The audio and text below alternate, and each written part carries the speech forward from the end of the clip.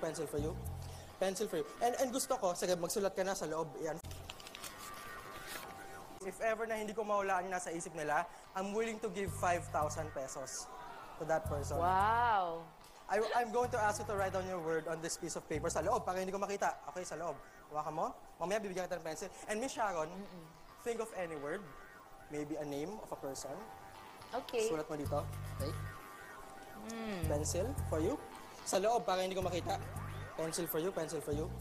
Pencil for you. And gusto ko, sige, magsulat ka na sa loob, i-unfold mo. And sa'yo, medyo ibahin natin yung level para makita nila na tumataas ang level, iba yung gagawin ko sa'yo, okay? Iba yung balak ko sa'yo, okay?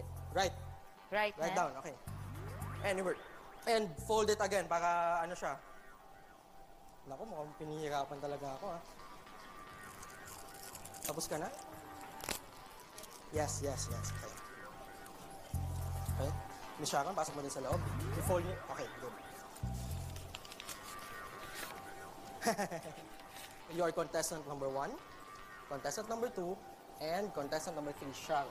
Okay, now, let's start playing the game. This is the hard part. Okay, now, for 5,000 pesos, okay? Magtatanong ko ng question, sasagot ka lang ng oo, hindi, or pwede. Pero huwag mo sasabihin kung ano yung word na yon, okay? Tao ba to? Yes, sikat na tao to. Yes? Sikat na tao. Okay, sikat na tao. Idol mo to, yes? Yes, okay, good. Think of the first letter. Okay, yung gumanon siya, I'll go with the letter J, yes? Yes, okay. 2 words, pangalan and yung surname, yes? Yes, sikat to, okay. Buhay pa ba to? Sana tama ako. Miss Sharon, hawakan niyo, huwag muna papakita sa kanila. Okay, pero gusto ko munang i-check, Eileen.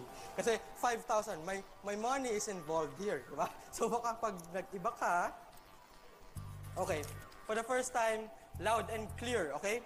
Sino yung nasa isip mo? Jose Rizal, Miss Sharon, pakita niyo po sa kanila yung sulat ko.